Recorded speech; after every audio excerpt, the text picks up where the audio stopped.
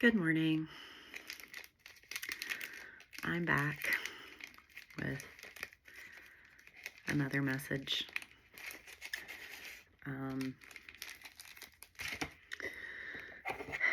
So I am in the process of learning a life lesson that it is better to show up even when you are imperfect, rather than not show up at all. So I am here in my fabulous moo-moo, hair unbrushed, terrible lighting probably, still drinking my tea, and feeling again very unprepared for this reading. I am going to bother to smudge myself though, because yesterday I did not, and I felt a little bit cloudy. I used to be really particular about smudging and all of that kind of stuff, but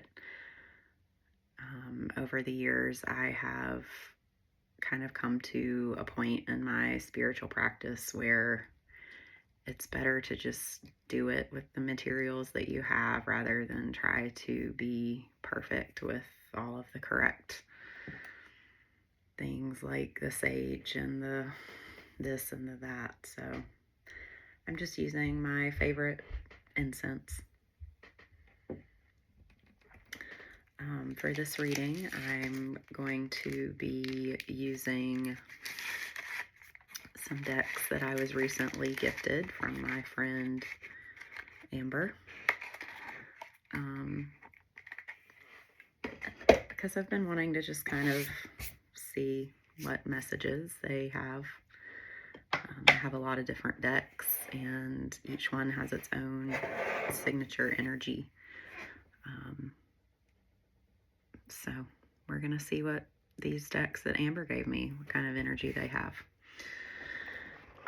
So just so you're aware, what I'm using, this one is the Muse. Again, this is the first time I'm using this deck.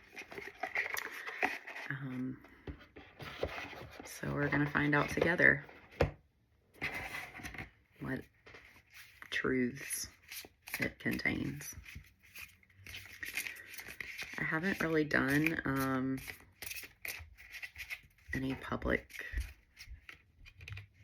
tarot readings since 2020. And while I was talking about that, 2 cards came out. So I'm going to take those. There for a while, I was doing tarot readings just about every day on the internet during COVID.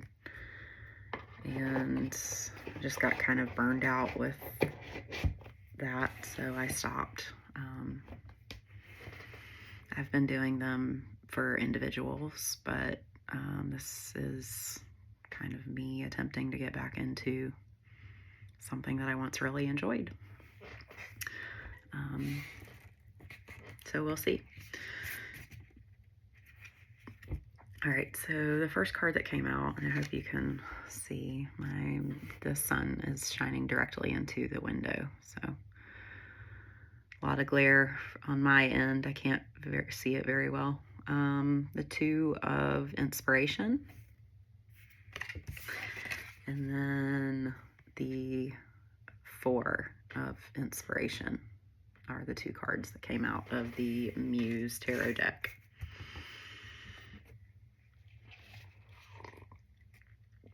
So, before I read the guidebook, I'll just kind of tell you what I intuit off of this card. I see a girl looking off into the distance. She also has a telescope, and there's lots of orange in this card. which for me is the sacral chakra. And there's also lots of white, so the crown chakra. The sacral chakra usually has to deal with creativity,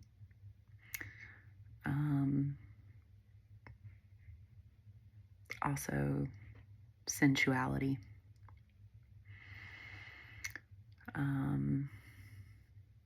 It's the ages 7 to 14. So any kind of core memories that you have from ages 7 to 14 are stored in your sacral chakra, which is a little below your belly button. If you have trauma from those ages, then it can manifest as physical imbalances. I should also say that I am not a licensed medical professional, so take anything here with a grain of salt and not as legal or medical advice, because it's not that. But I can tell you from my own experience that having any sort of issue in the sacral chakra area has pretty much been linked to trauma that I experienced from those ages of 7 to 14.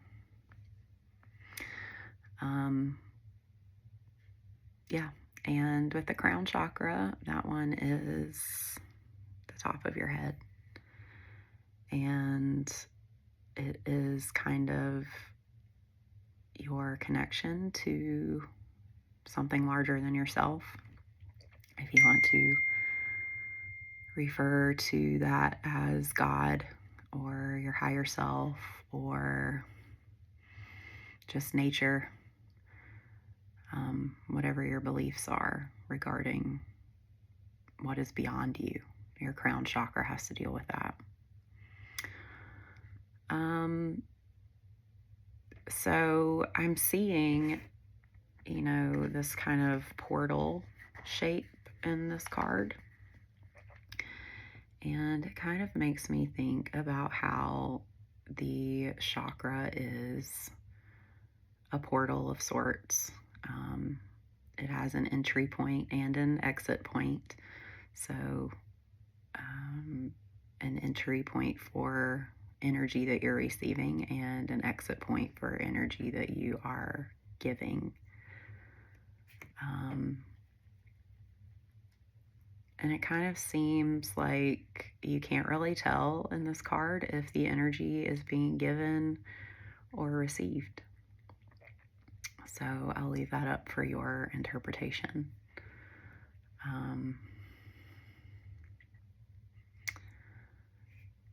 I think that I will be curious to know what the guidebook says. I think this is creativity looking for divine inspiration. Creativity waiting for divine inspiration, perhaps, because the girl is looking towards the white. She is in the portal of the orange, looking towards the white. So she's in her creativity looking for divine inspiration.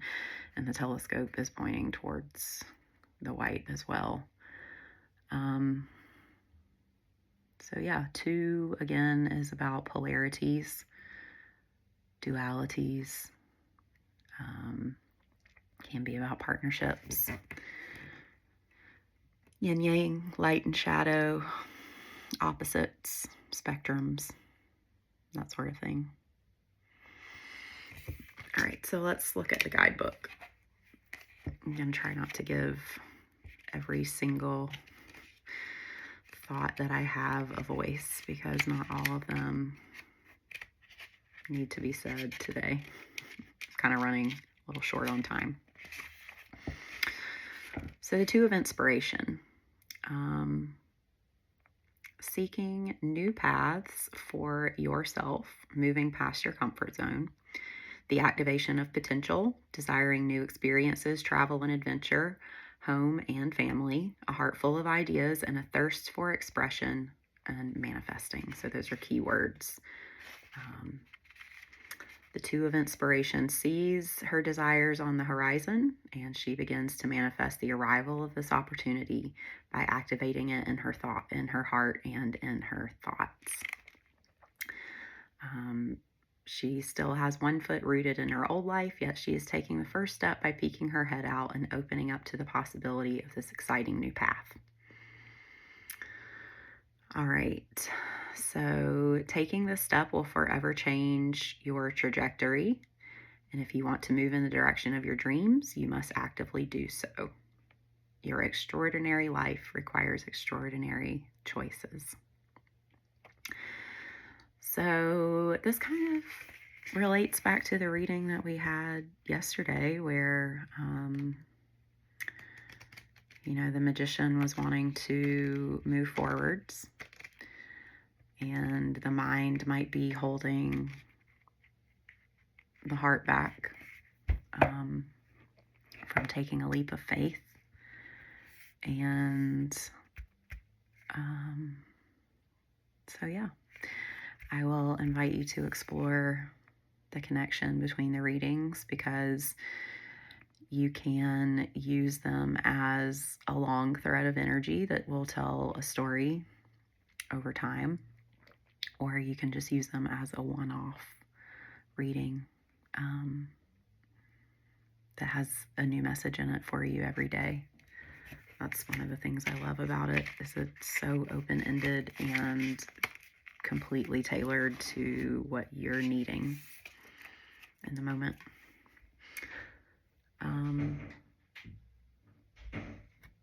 Go on to the second card. So this one's the Four of Inspiration, so the same suit. In this card, there are four women sitting in a circle of meditation. And you can see that their crown chakras are connected to a higher source.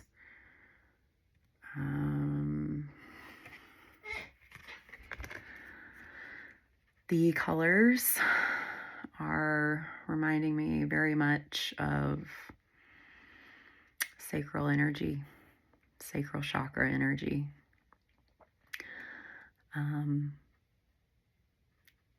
I think it's interesting to note, though, that there's not a rainbow.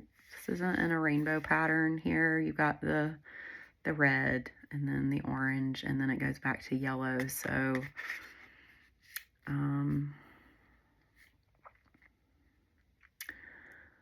my immediate thoughts about that are the root chakra and the solar plexus chakra tend to have more of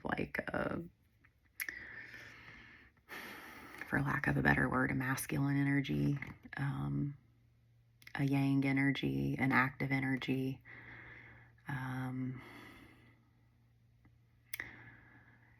Has very much to do with taking action, and rooting, and just verbalicious is what I'm thinking of. Masculine energy is verbalicious. There's lots of verbs happening. It's active. And then above that is the sacral chakra, which is more of a feminine energy.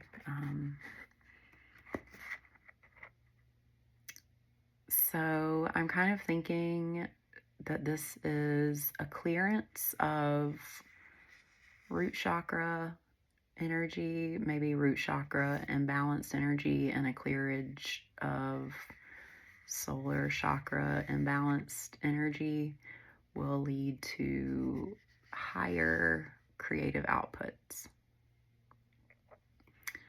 So the root chakra is all about grounding. It's about your sense of safety. It's about your survival instincts.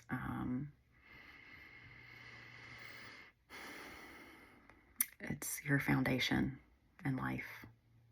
And the solar plexus chakra is above your belly button. And it's the ages 14 to 21.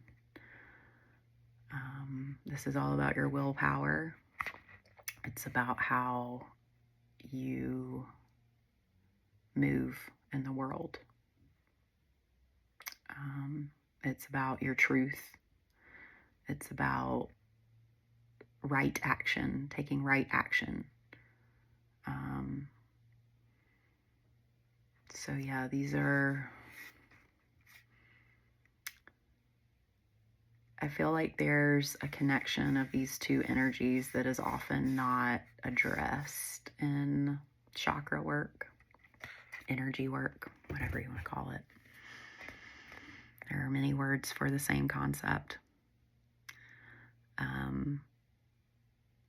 But both of these kind of, well, really all three of these kind of make up like your intuition and your gut feelings, because they're all kind of located in the torso area. But yeah, I just kind of feel like because they are doing this energy work, you know, between these two realms of being grounded and also taking action, they're manifesting a higher creative potential. So there could be a message in here for someone to meditate on ages 0 to 7 and 14 to 21 to see how that might be affecting your ability to generate creative energy.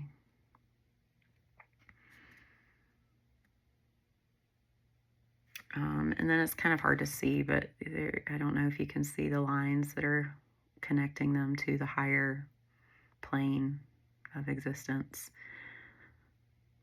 But that's pretty much showing you where your chakra line is in your body. It runs right down your spine.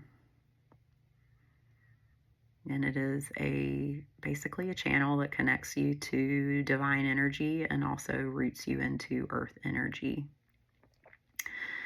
In my practice, there are more than just the 7 chakras that you mostly hear about. I tend to work with anywhere from about 12 to 15 chakras. And they are both contained within the body and also in your auric field, which you cannot see with your naked human eye usually, but you can see it with your third eye if you look real hard. All right, so let's go to the guidebook. 4 of inspiration. Keywords: an event or a gathering, time with friends and family, a celebration, happiness, a marriage or another important milestone, experiencing the sacred in your community. 1 for each of the 4 elements. Okay, so yes, the number 4 in numerology is usually about grounding, and stability. Think of 4 legs on a chair or 4 legs on a table, keeps it stable.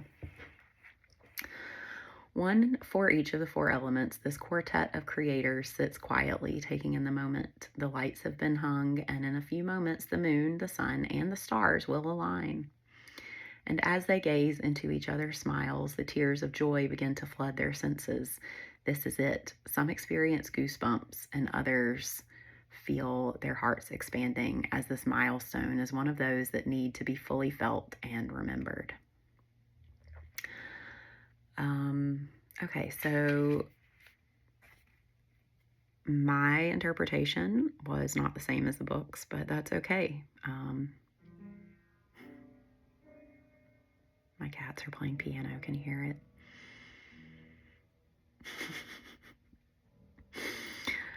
These little divine interruptions always just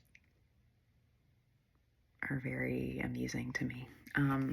Anyway, so my interpretation was different from the book's interpretation, but that's okay because this is all about how you are perceiving this in your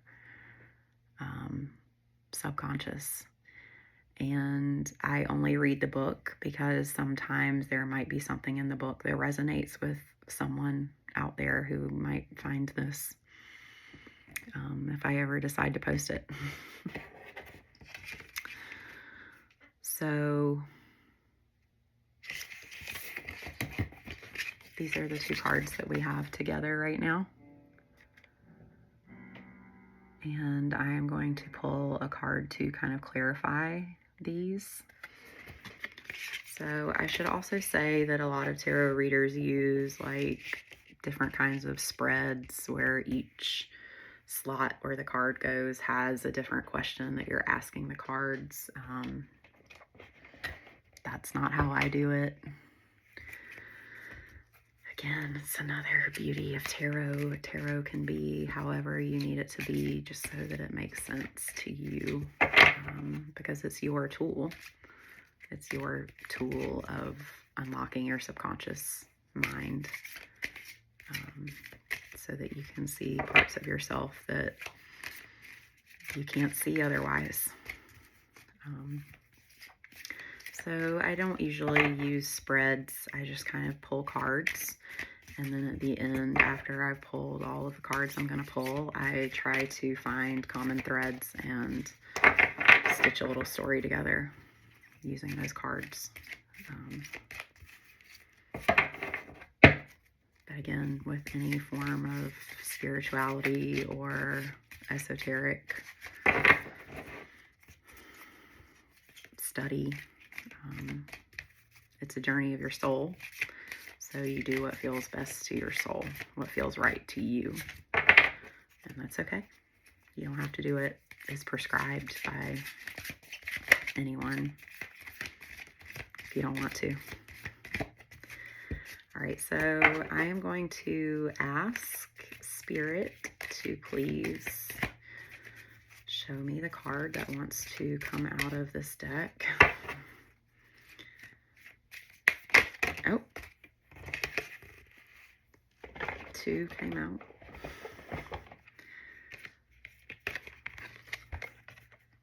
The Parrot and the Horse. I am going to immediately notice the rainbows because rainbows are one of my personal synchronicities. Again, I am seeing in this card the red and the yellow beside each other, so to me that continues to be a theme carried from this card forwards, that red and yellow need to play together to create more orange energy. So red is your grounding energy, and your yellow is your active energy, like you're taking action energy. And when those two mix together really well, they can create your orange energy, which is your creativity.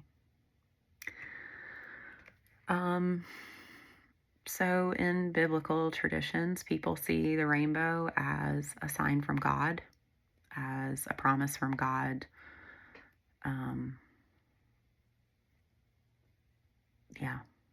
I also tend to see rainbows as a wonderful sign from the divine that I'm on the right track. And I think it's beautiful that both of these cards have that in there. So this is like a double rainbow. If you've ever seen a double rainbow, it's glorious. It's a double rainbow moment. I had to pause.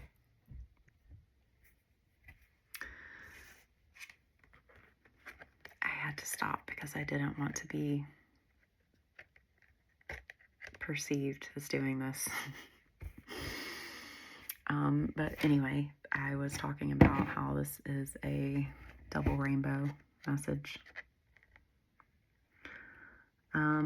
And while I was waiting to be back in my own complete energy before I continued, I noticed in this card that the unicorn horn is delivering a spark, or is sending this rainbow energy into this one's crown chakra. And then this one is sending its energy into this one's crown chakra. So this kind of reminds me of how divine energy flows from one person into another person. One creative spark can set off a chain reaction. Your idea can give someone else a new idea or a better idea, or they can take your wisdom and integrate it into a way that you could not. It's kind of a message that thoughts are fluid. Keep your thoughts fluid. Keep your thoughts flowing. Even when you may have doubts about, maybe you're working on a certain project and you have doubts about it. But this is kind of a message to me that you are given this idea to do this project from a divine source, which in this case is this unicorn. You are given that idea by a divine source, and it is flowing directly into you for a reason, so that you can transmute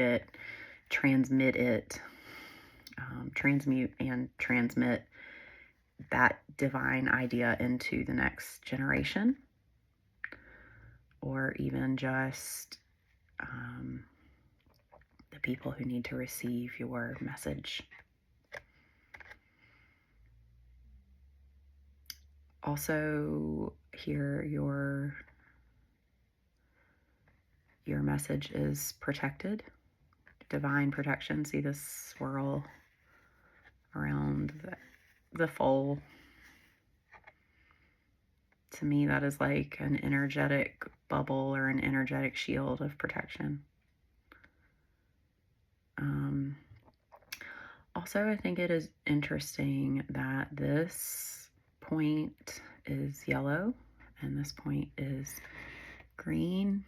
So again, that's calling in that chakra, the solar plexus chakra here, and the heart chakra here. And of course, we have green in the card bottom. So divine action leads to divine love.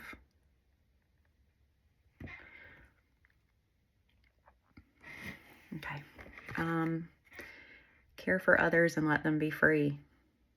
These are the archangels Mary and Christiel, if you're an angel girly or an angel boy, whatever you want to call yourself. I don't care. If you like angels. This is a message from Archangel Mary and Christiel. Also a message from horses, if those are your special familiar. Care for others and let them be free. Okay. And then the parrots. Listen intently to understand. And I am going to put the card close to the phone because I don't know how to pronounce that particular archangel's name. I'm not even going to attempt it because maybe it shouldn't be spoken by me.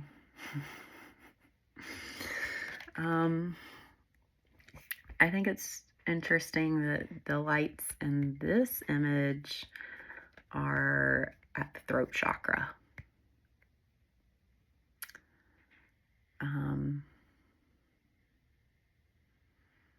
Listen intently to understand.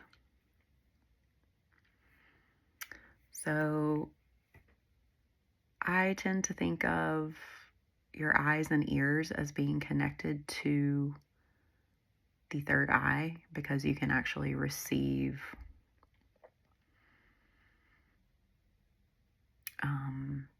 transmissions from spiritual entities through the ears and the eyes. If you believe in things like clairaudience, clairsentience, clairvoyance, lots of different clairs out there, if you believe in those things. But also, I am thinking about it now, and the ears are kind of in between the third eye and the throat. So maybe the ears can also go with the throat.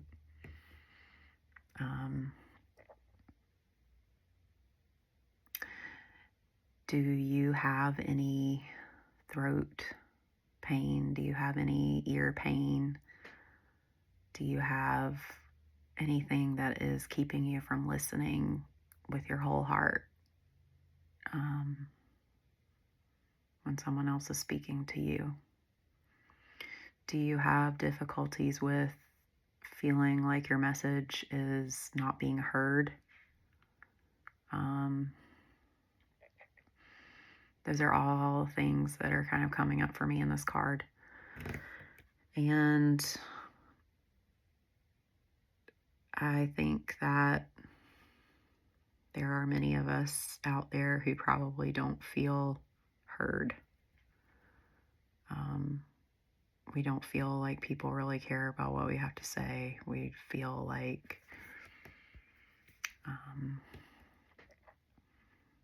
that no one really maybe understands us. So maybe the key to being understood is listening to others and trying to understand others. So yeah, I'm going to read the guidebook for both of these, but that's just kind of my initial take on those. Just without any sort of guide other than my own intuition, for what that's worth to you. All right, the horse. Okay, this goes into a lot of different, like, how do I put this? Worlds that people don't believe are real, like Atlantis and Lemuria, I think is how Lemuria, maybe, I don't know. You know, those kind of things that people say they were ancient civilizations that never really existed, but some people can remember times in those civilizations. So this book talks about some of those. So I'm going to probably skip over that part.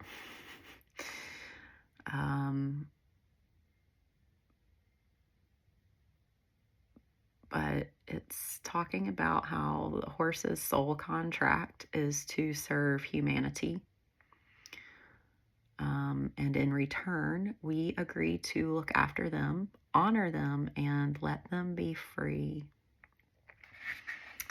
These beautiful animals have huge heart centers, and there has always been a strong bond of love between horses and humans. They are great healers and have a special closeness with children.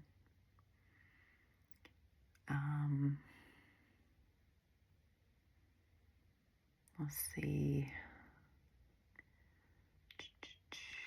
Okay. This card is calling you to expand your heart center.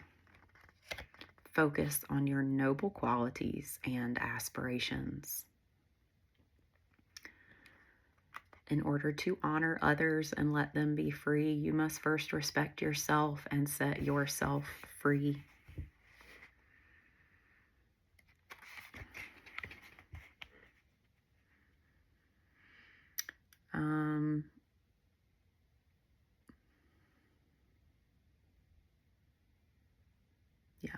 So that's a message from the horse card. There's some other stuff in there, but it's a little bit I'll just say it's probably a little bit far-fetched for most audiences. But you know what? Far-fetched stuff is really fun sometimes. It's okay to live in a little fantasy world and to indulge your whimsical side. It makes life a lot more fun, and it also frees your soul. So that might be a message for someone. All right, so the parrot. Listen intently to understand the whole parrot family, which includes lots of different birds, not just parrots, apparently. Also cockatoos and parakeets and lovebirds and macaws and more. Their sole mission is to carry and radiate the light and lessons of the archangels through their glorious colors. Wherever they fly, they leave a trail of beautiful angel energy.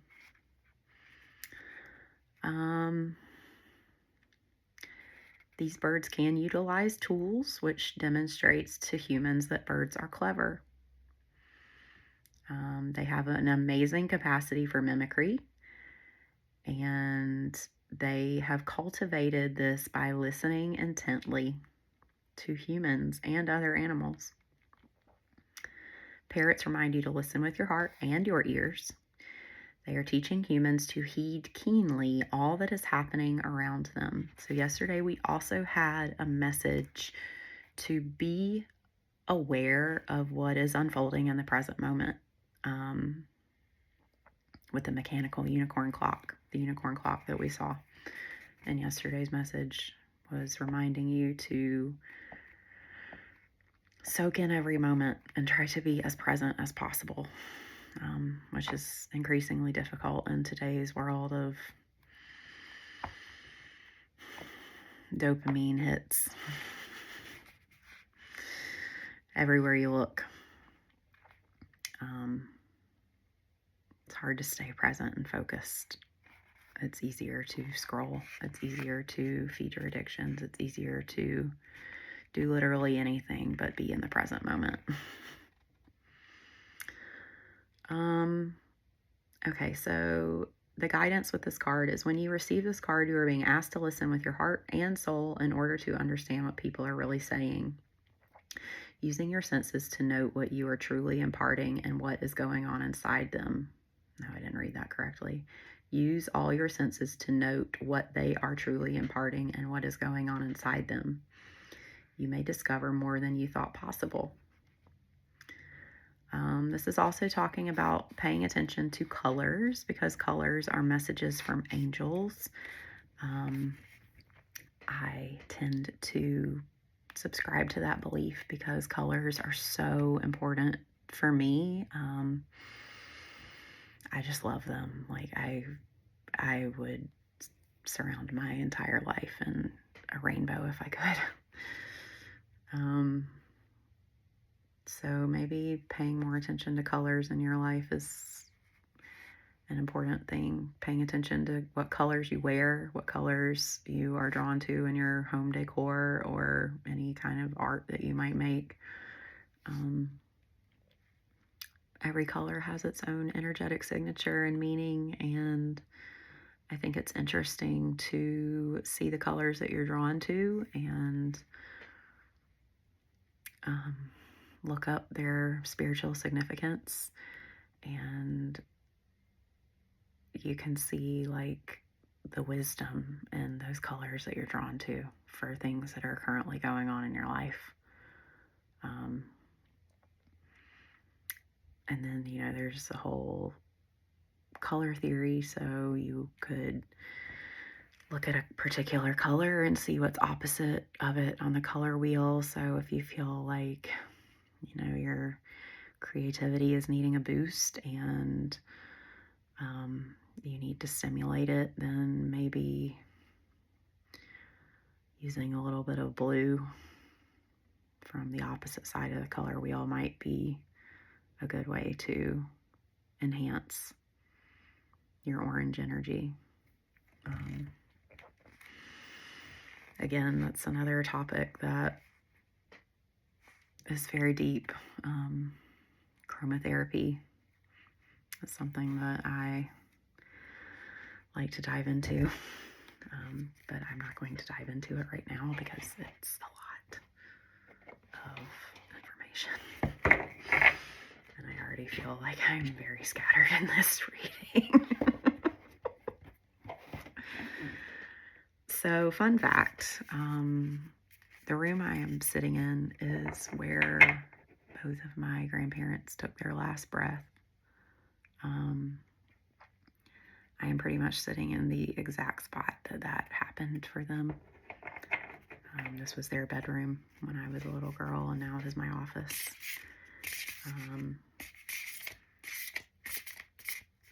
So doing readings in here is always a little bit interesting. In some ways it feels very spiritual and very appropriate, and then in other ways it also sometimes makes me feel a little bit off the chain, for lack of a better term. So the last deck that I'm pulling from is just kind of the final message, and then I will try to put all of these together to create a little narrative. Okay, so I didn't show you before, the animal cards came from this deck, and the card that I just pulled came from this deck. And the card that I just pulled is be careful what you say to yourself. Which, you know, if you're kind of like me, you probably have a really mean internal critic that just constantly stays on your case all day long about everything. So if you have one of those, I'm terribly sorry for you, and I hope that you find a way to calm the critic that lives inside of you so that you can be happier and feel better.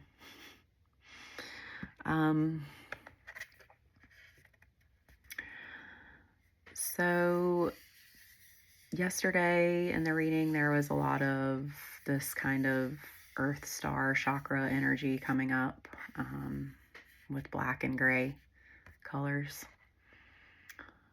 The earth star chakra is actually a chakra that does not live in your physical body. It's not housed in your physical body. It is in your auric field, or your etheric body, or your astral body, or your spiritual body, or whatever you want to subscribe to. It's the chakra that kind of connects you to your ancestors. It is the chakra that holds a lot of wisdom from your ancestors, and it also holds generational curses. I feel like many of us in this lifetime have the responsibility of breaking generational curses and healing ancestral lineage through our choices to be decidedly different than they were. We're making more conscious choices based on,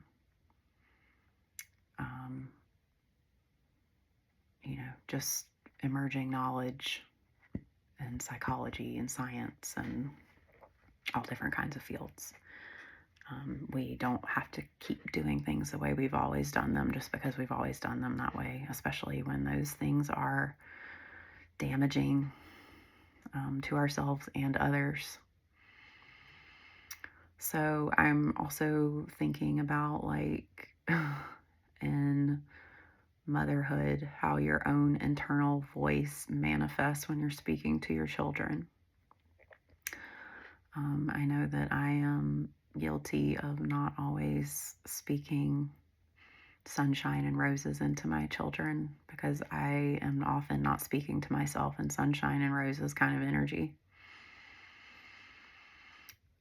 So that is one thing that I myself need to be more conscious of, and maybe that's something that we could all benefit from as well. But also in this card, other colors that I'm seeing are white. So the white clouds and the white flowers for the crown chakra energy. And then there's green and pink, which is for me the heart chakra. The pink is kind of like what I would call the high heart chakra or the maternal heart chakra, whereas the green is more of kind of like the general energy. In my practice, there are 3 heart chakras. There's the left one, the left side of it, which is the pink, the feminine side.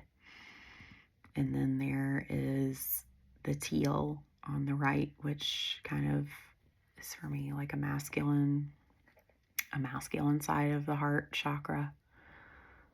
It's kind of how you demonstrate your love through action, whereas the pink is more about how do you receive love rather than how you give love. And then like there's the central heart chakra, which is kind of like how the masculine and feminine sides of the heart kind of play together in the middle, how they merge to create your love, your experience of love, how others experience your love. It's kind of the part where you outwardly express your divine love for others and yourself included.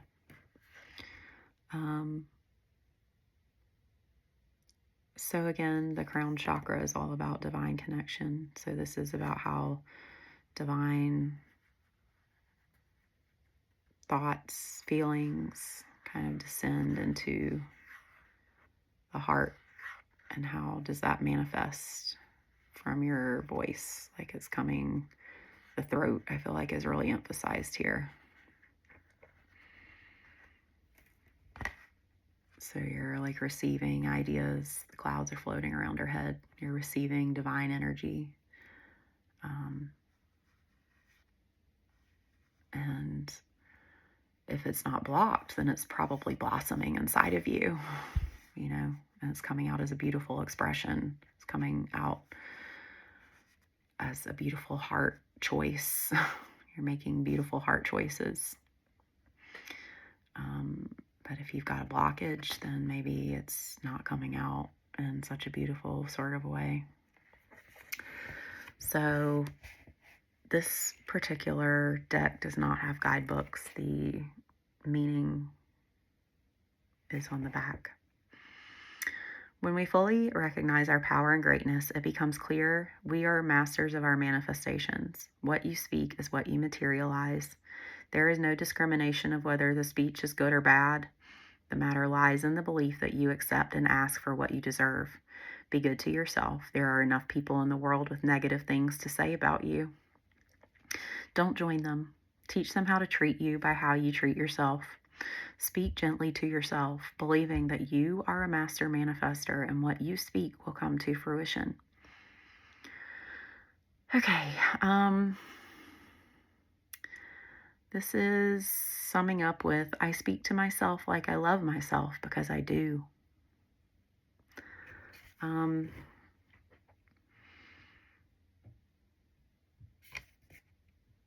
So just as a little aside, I'm being reminded to reiterate this. When I was in my early 20s, I had a very dear friend, Tracy, teach me about all of this kind of spiritual stuff.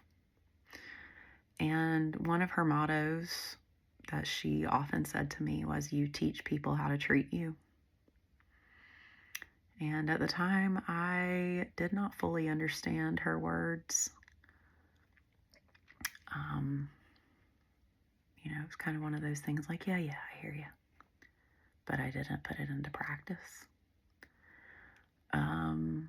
And sometimes I still don't, because I am a people pleaser and I like for people to like me. But as I'm getting older, and my body is forcing me into a place where I am not as willing to put up with bullshit anymore. That's what happens to you when you are a female of a certain age. Whether you want to continue being a people pleaser or not is no longer a choice, because your body forces you to come to terms with many truths about yourself and about other people. And that's the point where I'm in now. And I am seeing the wisdom in her words of, you teach people how to treat you, because I look over my life, and I see where I have taught people how to treat me, and it hasn't always been very good. And then I have to look at myself, and I see where I have not always treated myself with as much love and respect and adoration as I deserve.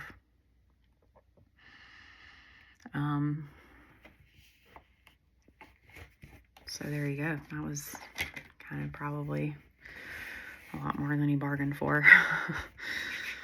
Okay, so just a recap of the cards. 2 of inspiration, 4 of inspiration, the horse, the parrot, and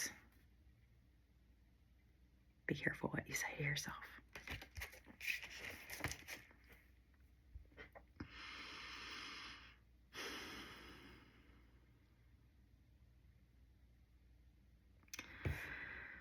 So one thing that is ringing in my mind as a common thread between all of these cards is the expression, like, be careful what you say to yourself. Listen intently to understand. Care for yourself so you can care for others. There's this thread of how you express yourself outwardly to other people has a great deal to do with what you are feeling internally.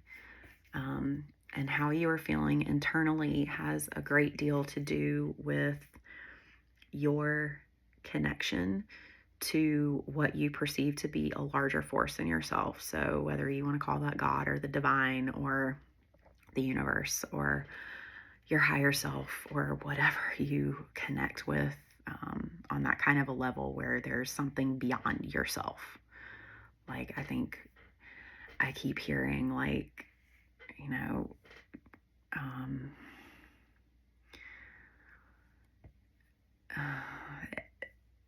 no matter what religion you are, you probably still feel like there is something greater than yourself out there. Even if you don't believe in God, or you believe that there is only one true God, like, you still believe that there is something out there that's greater than you, and you are a part of that. And in order to kind of feel okay and stable and grounded, and like you can take right action in the world, like you can express yourself fully, you have to allow yourself to be connected to that great beyond. Because that feeds you in a way that just like doing internal work doesn't. And I'm also hearing that even if you're doing the inner work and you're not having this connection to a divine source, the inner work is still connecting you.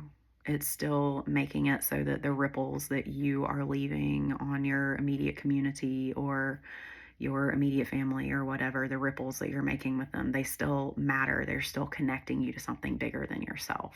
Because I'm called back to the generational curses. Like,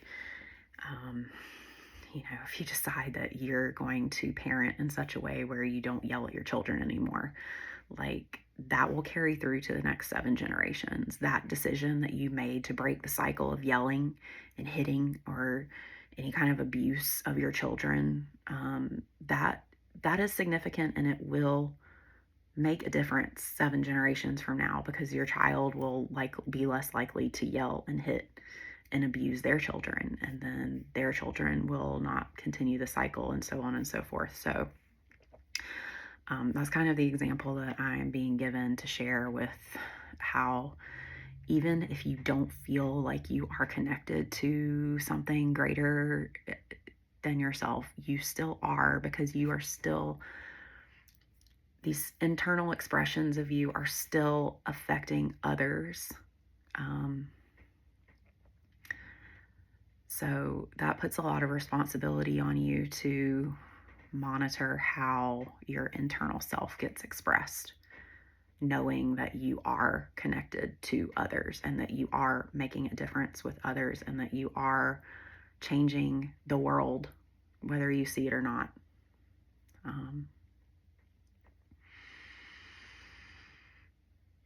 So